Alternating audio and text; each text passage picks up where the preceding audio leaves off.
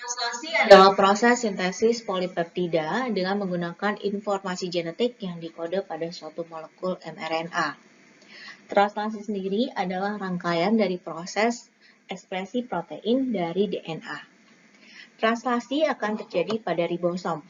Pada proses ini, 3 urutan basa nitrogen atau triplet pada mRNA yang kita sebut sebagai kodon akan diubah menjadi asam amino.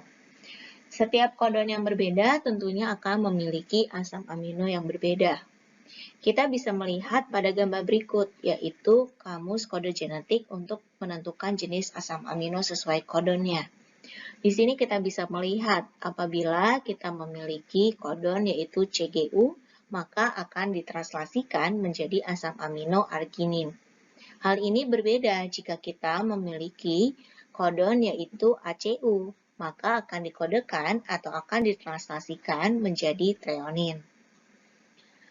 Proses translasi sendiri memerlukan bantuan dari tRNA, karena tRNA memiliki antikodon, yang merupakan urutan basa nitrogen yang komplementer dengan bagian kodon dari mRNA.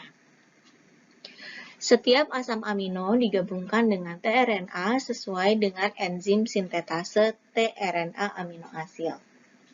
Translasi sendiri akan terdiri dari 3 tahapan.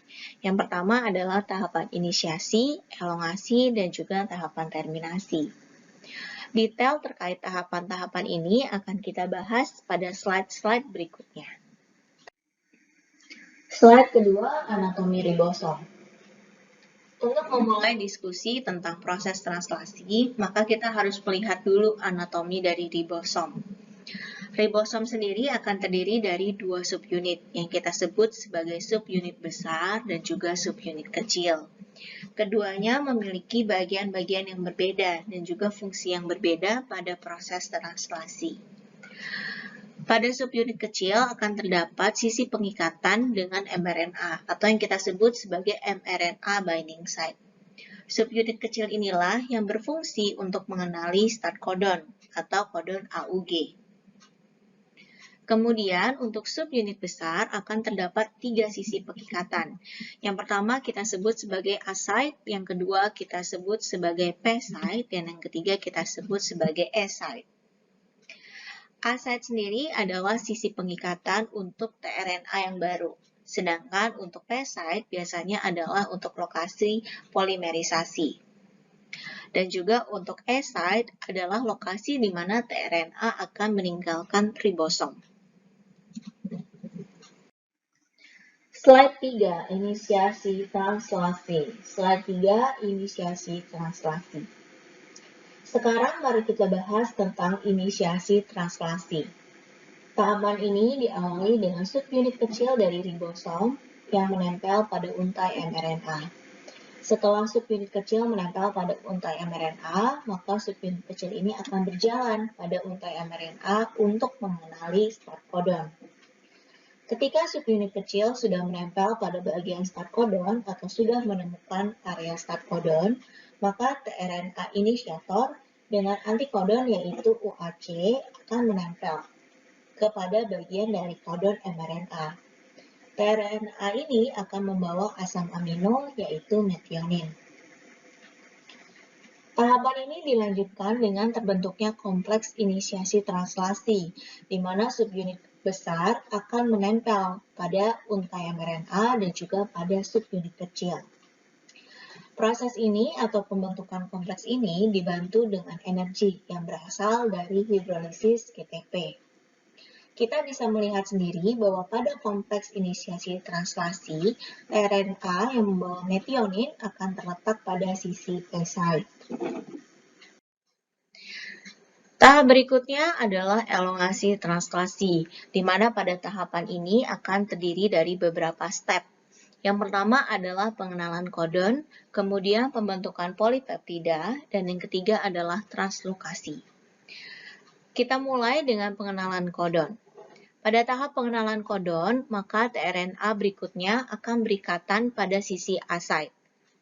tRNA terbentuk memiliki antikodon yang komplement dengan kodon yang berada pada mRNA yang ada pada sisi S site. Setelah itu maka akan terbentuk polipeptida. Pada saat pembentukan polipeptida, molekul RNA pada subunit besar ribosom akan mengkatalisis pembentukan rantai peptida antara asam amino dengan asam amino yang baru. Rantai asam amino akan berikatan dengan asam amino yang baru yang dibawa oleh tRNA pada S site. Tahapan ini tentunya memerlukan energi, yaitu yang berasal dari hidrolisis GTP. Setelah itu, maka akan terjadi proses translokasi. Pada proses ini, maka ribosom akan memindahkan tRNA dari A site ke P site, dan juga tRNA yang tadinya ada pada sisi P site akan pindah ke bagian E site. tRNA di bagian E site ini nantinya akan keluar dari kompleks. Hal ini menyebabkan A site akan kosong dan juga siap untuk menerima tRNA yang baru yang komplement dengan bagian dari kodon yang ada di E site ini.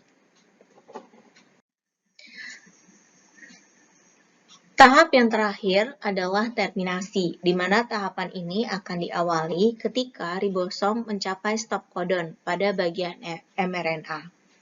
Bagian S site pada ribosom akan menerima yang kita sebut sebagai release faktor atau faktor pelepas.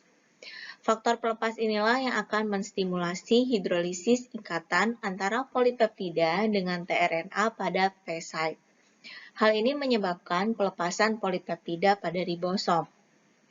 Tahapan selanjutnya dari terminasi adalah proses pembongkaran kompleks translasi, di mana pembongkaran ini memerlukan energi yang berasal dari hidrolisis GTP. Setelah kita mempelajari tentang tahapan-tahapan yang ada pada translasi, maka sekarang kita akan melakukan overview antara proses transkripsi dan juga translasi. Yang pertama adalah tentang proses transkripsi, di mana proses ini terjadi di bagian inti sel. Tujuan dari proses transkripsi adalah pembentukan untai mRNA, di mana RNA ini ditranskripsikan dari template DNA. Pada eukariotik, proses transkripsi akan menghasilkan pre-RNA, di mana akan dilanjutkan dengan RNA processing yang terdiri dari splicing, pembentukan 5 cap, dan juga pembentukan poli A. Setelah mRNA terbentuk, maka mRNA akan meninggalkan inti sel menuju ke sitosol. Di bagian sitosol ini, mRNA akan berikatan dengan ribosom untuk melakukan proses translasi. Proses ini diawali dengan pengenalan start codon, kemudian pembentukan kompleks inisiasi translasi, kemudian dilanjutkan dengan elongasi, dan yang terakhir adalah tahapan dari terminasi. Yang perlu kita lihat di sini adalah asam amino itu dibawa oleh tRNA melalui enzim yang kita sebut sebagai aminoasil tRNA sintetase, di mana pada tRNA ini memiliki antikodon yang komplement terhadap kodon yang ada pada bagian mRNA. Demikian materi pada hari ini, yaitu tentang translasi. Semoga teman-teman bisa memahami dan juga materi ini bisa bermanfaat untuk kalian semua. Referensi yang kami gunakan untuk materi kali ini berasal dari buku Biology of Global Approach edisi ke-11 karangan Campbell dan kawan-kawan yang diterbitkan pada tahun 2018 oleh penerbit Pearson.